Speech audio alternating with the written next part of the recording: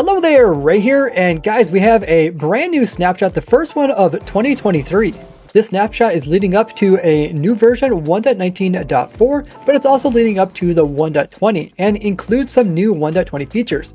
And at the end of the video, we'll look at some new insight for 1.20 that came out in a recent Mojang video. If you enjoyed learning the newest things like riding on top of a dragon, make sure you guys are subscribed and leave a like. Now let's get into all the different features. They came out with this really cool ride command. So I could do ride, then me, then I can mount, and then I look at the specific entity. And if I hit enter, look at that, guys. You can ride essentially any mob now. Let's go ahead and see if we can ride a dragon. Oh my goodness, guys. We're able to ride the dragon. I guess this is where the top of the dragon is considered. It's pretty far off of the body, but this is just amazing. Guys, we can finally do that. Ride the dragon. What's also pretty cool, you got to see all the health of the dragon. That's awesome. But the ride command does have some limitations. Guys, we finally got a highly requested feature, that is being able to extend the amount of blocks that can actually be cloned, filled in, or within the fill biome. So if we just set this to a really big number, let's see if we can clone this whole entire mountain. So from one side, let's say all the way to this top piece. Now let's paste in over here. Always remember when using the clone command, it'll be placed in the positive direction from where you're standing. Let's put it right here. Let's see how leggy it is. Oh my goodness, actually placed in really fast. That's impressive. There you go, guys. We just cloned an entire mountain. Oh, that was awesome. You can see it's well over the 32,000 limit that we used to have before. This is going to be extremely helpful for me because oftentimes I'm working with things that are quite big and it's very difficult to move them around. And because I'm often testing stuff in snapshots, I don't have like mods easily available to do this. Now, one thing I wish they would do is allow you to increase the structure size of structure blocks. Because structure blocks, you have a lot more control on things compared to using the clone command. But as you can see, even though I changed it to 50, it reverts it back to the max, which is still 48 by 48 by 48. Structure blocks also have other limitations, like trying to save something that has an entity inside of an entity. When you load it up, notice that it just saves the initial entity, but not any of the passengers. So if these were changed, as well as some other minor bugs with structure blocks, I feel like they are really useful, and I use them actually quite a bit, even with this. There's some new changes to the clone command where you can actually clone in stuff from other biomes into different biomes, which is pretty crazy. This is by using the words from and the dimension, and then to and then other dimension.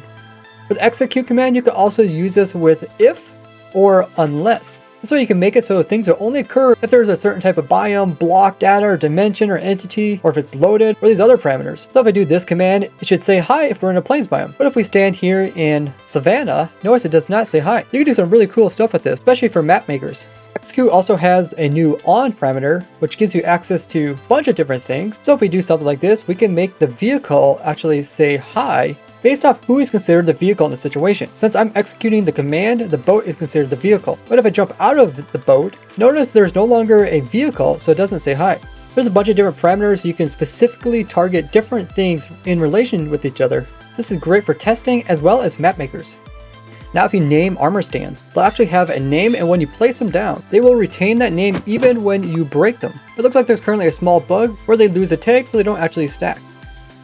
Do you guys remember when you first played Minecraft? Well, if it was in the past couple of years, auto jump was always set to on as a default. This would cause your player to automatically jump up in weird cases where you're just trying to stand close to something.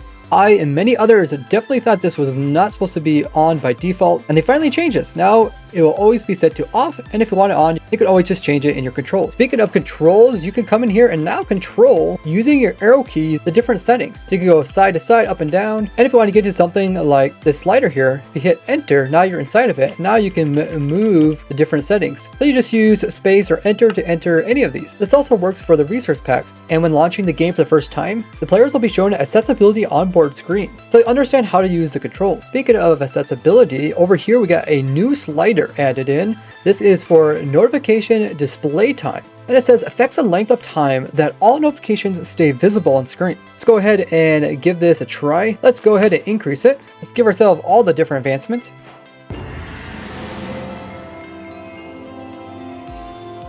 You can see they sit up there for a very long time. So in case you ever miss some advancements, you can make them stay up longer. Let's go ahead and set it down lower. Now it goes through them faster.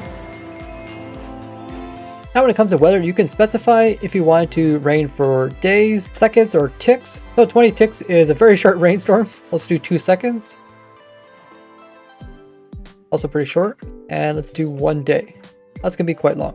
Now, if you don't choose how long it's going to be very short. If you don't put any number in at all, it's going to use the randomness that the game already uses when determining how long weather should last. So something like 0 isn't accepted. The datapack version has also been updated to number 11. They did some changes to the network protocol, such as the skier chat session being reset every time a login packet sent. They also added a delimiter packet. This is just something that goes before and after some information that's being sent. So any packets between two of these will be guaranteed to be processed in the same tick. This is probably done so things will occur in the order they're supposed to and not get interrupted. But of course, they don't want to interrupt with their security, so this is not supported when sending stuff to the server. There are unique things that occur within the game specific to some areas. So they moved around how this stuff is handled, such as now having specific tags that indicate how biomes work or where certain mobs will actually spawn in. And you can find these tags like when searching for biomes. If you click on spawn gold rabbits, they'll tell you where a desert's at.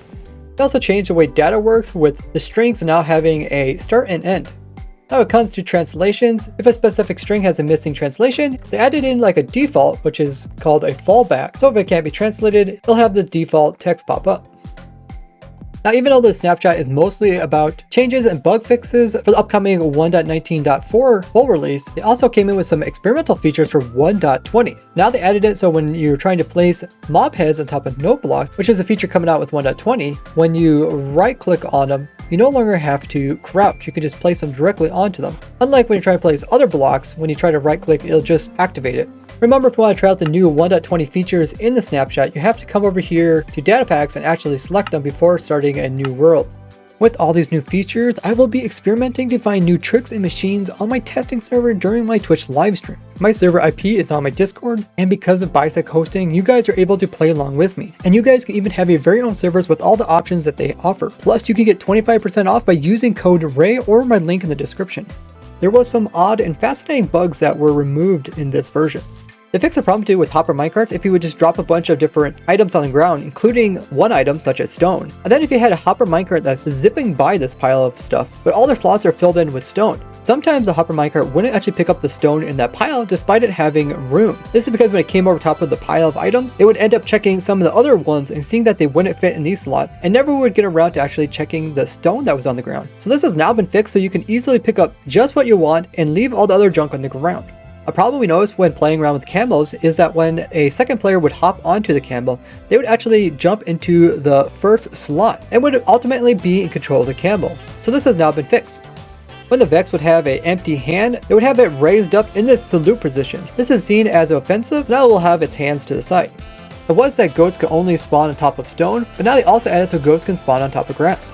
They fixed the bug that I mentioned with the fire charges, which is when you would right click a creeper with it, it wouldn't actually use up the fire charge item, and now it will. If you'll be happening to sleeping in a bed and then get pushed into an end portal, you would get pushed out of the bed, but oddly enough, you would also cause the bed to be occupied. This is similar to a bug we've seen with the villagers and has now been resolved. Due to the way the game works, there is some strange stuff that occurs at 000 in the Minecraft world. One of those things was that hopper minecarts would pull items out of things very slowly. If we compare that to what happens when we put it over here, you can see there is a huge difference. So now instead of being slow, it'll be fast like everywhere else. If you ever held down Alt to get into the world type of debug mode, you would see the insane amount of different block states there is currently in the game with all the different variations of ways you can place in a block. This also includes all the different waterlog states, which puts the number to be quite high, so high that we're actually going to run into a problem pretty soon. And that's where this next bug report comes into, where the limit of block states is set to 2 to the 19, which is already reached by some mods. And this could eventually affect the vanilla game, so this has been increased. Way back in the day, players used to be able to get hit by different things, and wherever the damage came from, the player would kind of jolt away from the damage, like they actually got hit from it. But way back in 1.3, they actually removed this, so the player moves the same way no matter which direction they get hit. Notice the clip on the right hand side, how the player's arm jolts upwards and away from the area where it's getting hit by the skeleton. Where on the left, the player's arm is just constantly moving the exact same way. So they brought this back into the game after all these years, so now you can slightly tell just by watching the character which way you're getting damage from. Players will no longer have their FOV change when riding mobs since the mobs don't actually sprint. When it comes to statistics, you would have to do the last damage in order to get credit for the kill. So in this case, the player doesn't get the credit. With this now fixed, you're able to actually do damage to something and have it die naturally, and then your stats will actually show that you got the kill, which is great for seeing how many different mobs you actually killed. When using a command that would place a block relative to where the command block was, it was always placing it on the south side, no matter which way the command block was actually facing. Normally we see these beams that come out of guardians when they're trying to shoot you, but during a certain time of the day, they would only render as bubbles, which has now been resolved. The textures and saddles of different mobs were outdated and have been updated. Notice the size of the slime's shadows. The little guy has a little one, the big slime has a big one. Well, this wasn't the case for the magma cubes, so now the big magma cubes will also have a big shadow. Renaming goat horns was causing them to no longer produce the right noises. In the somewhat recent 1.19.3 version, there was a problem with the villagers just freezing up when placing a workstation near villagers, which they have now resolved. They've resolved several issues to do with frozen ocean biomes, so now they should always appear that they're snowing while they're filling up cauldrons. So now zombies will burn in these biomes because it's not actual rain and you won't be able to use your tridents. This also applies to the particles hitting blocks, adding of snow layers and ice, farmland getting wet, and different mobs appearing not to take damage. During testing in the snapshots, we noticed that there was some strange behaviors with camels, such as them immediately sitting down upon spawning or relogging. They fixed these problems as well as a couple others. You can now spread players in a specific dimension, and you can now use the spectate command to spectate entities in other dimensions. In a recent Minecraft video talking about camels, they said there was actually an Easter egg hidden in the camel. Well, I don't want to tell you what it is, but I wanted to hint. So it's a very, very tiny little Easter egg, but I think it's charming, and I haven't seen anyone finding it yet. It's related to those adorable floppy ears.